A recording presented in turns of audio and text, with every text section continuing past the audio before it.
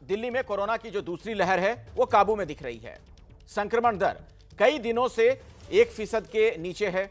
लिहाजा सरकार ने अब दिल्ली में आर्थिक गतिविधियों को शुरू करने के लिए अनलॉक की प्रक्रिया को शुरू करने का फैसला किया। सीएम अरविंद केजरीवाल ने प्रेस कॉन्फ्रेंस कर इससे जुड़े तमाम ऐलान किए। दिल्ली धीरे धीरे कोरोना की दूसरी लहर से बाहर निकल रही है और लोगों की जिंदगी आम दिनों की तरह पटरी पर दोबारा लौट सके, इसके लिए सरकार ने भी कोशिशें शुरू कर दी हैं। इन कोशिशों के तहत ही सीएम केजरीवाल ने अनलॉक के दूसरे चरण का ऐलान किया है। अब दिल्ली में मॉल्स और बाजार को भी खोलने का बड़ा फैसला लिया गया है।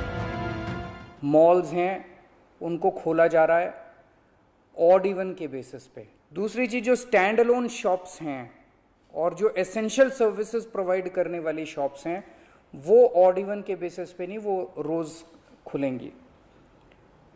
दिल्ली मेट्रो 50% कैपेसिटी के ऊपर चालू की जा रही है। मैं उम्मीद करता हूं इसके बाद देखेंगे कि आने वाले हफ्ते के अंदर भी कोरोना की स्थिति अगर काबू में रही तो और कई सारी एक्टिविटीज को फिर उसके अगले हफ्ते खोलेंगे।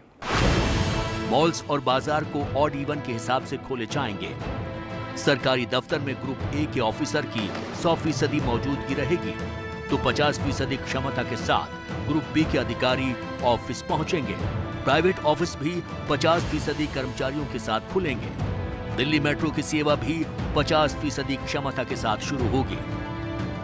अनलॉक के ये नियम कब से लागू होंगे ये फिलहाल साफ नहीं किया गया है, लेकिन दिल्ली में 7 जून की सुबह 5 बजे तक लॉकडाउन लागू है।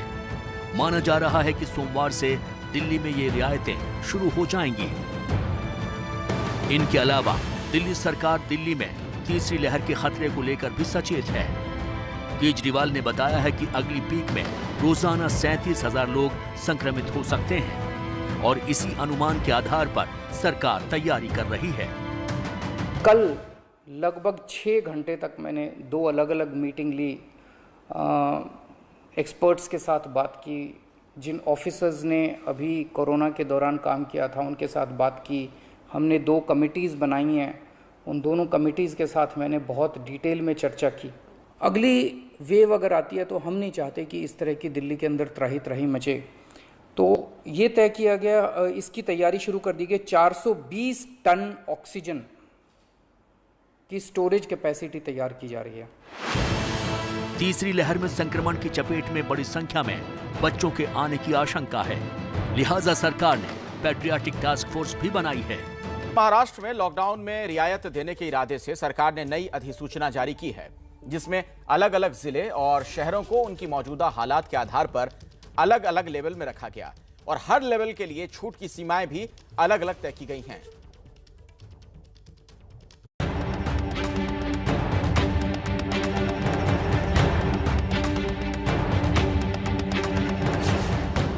पूरे महाराष्ट्र को अनलॉक करने के लिए 5 लेवल बनाए गए हैं, जिसे तय करने का आधार संक्रमण दर और ऑक्सीजन बेड की मौजूदगी है।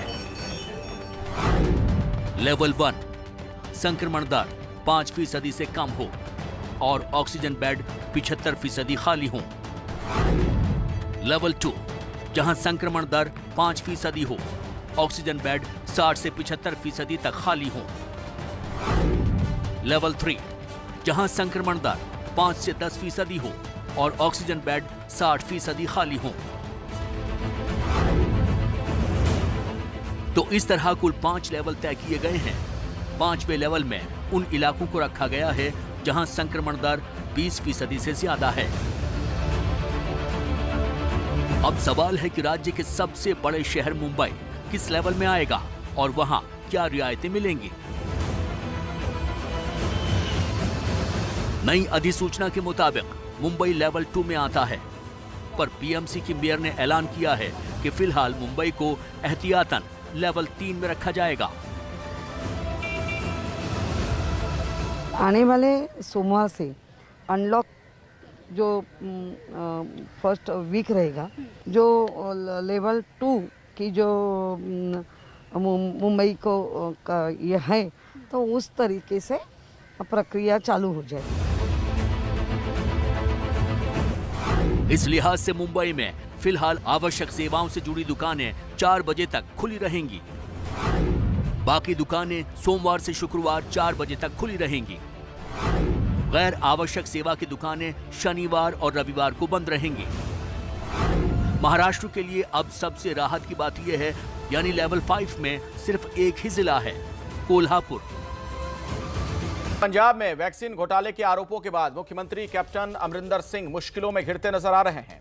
केंद्र सरकार ने अब इस पर पंजाब सरकार से जवाब मांगा है। एबीपी न्यूज पर खबर दिखाए जाने के बाद आखिरकार पंजाब सरकार को अपना वो आदेश वापस लेना ही पड़ा जिसमें वो फ्री में मिली सरकारी वैक्सीन प्राइवेट अस्पतालों को बेच रहे थे। अब केंद्र सरकार ने इस पूरे मामले पर पंजाब की अमरिंदर सरकार से जवाब मांगा है। अगर 309 रुपए के लिए एक डोज खरीदी जाती है, उसको आगे आप 1000 रुपए के दाम पर प्राइवेट हॉस्पिटल को दे रहे हैं और वो आगे जो प्राइवेट हॉस्पिटल है उसको, जो कल आंकड़े आए थे 1560 रुपए पर बेच रहा था प्राइवेट हॉस्पिटल। एक डोज जो गरीब आदमी को मुफ्त देनी चाहिए, लाभार्थी को मिल रही है 1560 रुपए पे।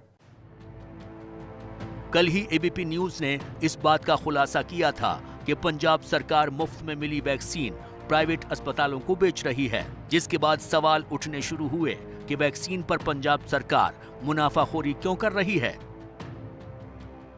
मुझे ये कहा गया कि 2 अस्पताल हैं वहां पे, मैक्स और फोर्टिस मोहाली में, जिन्होंने टीका 3000 और 3200 रुपए का बेचा है। केंद्रीय सरकार की तरफ से तो हमने 50% वैक्सीन लेके स्टेट्स को, यूनियन टेरिटरीज को दी है कि आप मुफ्त इसको लोगों को दें, और स्टेट्स को जो अपनी प्रोक्योरमेंट करनी थी वो उस पे प्रॉफिटेरिंग कर रहे हैं। पंजाब को कोवैक्सीन की 1,40,000 से ज्यादा डोज दी गई थी। पंजाब सरकार ने कोवैक्सीन को निजी अस्पतालों को बेचकर मुनाफा कमाया। 400 रुपए की कीमत वाली कोवैक्सीन को निजी अस्पतालों को 1000 रुपए में बेच दिया। निजी अस्पताल लोगों से हर डोज के लिए 1500 रुपए से ज्यादा वसूल रहे हैं। इस मुद्दे को लेकर विपक्ष कैप्टन अमरिंदर सिंह की सरकार पर हमलावर है। सरकार से जवाब मांग रहा है कि आखिर जनता को मुफ्त में लगाने के लिए मिलने वाली वैक्सीन को निजी अस्पतालों को क्यों बेचा जा रहा है, जनता की जेब पर डाका क्यों डाला जा रहा है। A single vaccine or injection for saving people's lives, which costs 500 rupees by the hospitals, by the companies, is being sold at 50 to 60,000 rupees in Punjab. A single injection, poor people have to pay 50-60,000. I've been raising the issue. Last 20 days, they have not done anything. Private hospitals are charging 5 to 10 lakh rupees for patients. They are not doing anything. जो centre से ली 400 रुपए पर, वो private hospitals को तकरीबन दे दी 1060 रुपए, 1100 रुपए। और आगे उन हॉस्पिटल्स ने जिनको वैक्सीनेट किया है वो वैक्सीनेशन कर दी उन्होंने 1600 लेकर 2000 रुपए तक। हम ये चाहेंगे कि जिसने भी ये गैर कानूनी काम किया है उसके अगेंस्ट इंक्वायरी हो। जाहिर है इतने बड़े आरोपों के बाद पंजाब सरकार को बैकफुट पर आना ही था। निजी अस्पतालों को जो 42,000 डोज सरकार ने दी उसे वो अब वापस ले रही है। लेकिन सवाल बरकरार है कि जब पंजाब में लगातार कोरोना के मामले सामने आ रहे हैं, ऐसे में मुफ्त में वैक्सीन देने के बदले उनके हिस्से की वैक्सीन प्राइवेट अस्पतालों को सरकार कैसे दे सकती है।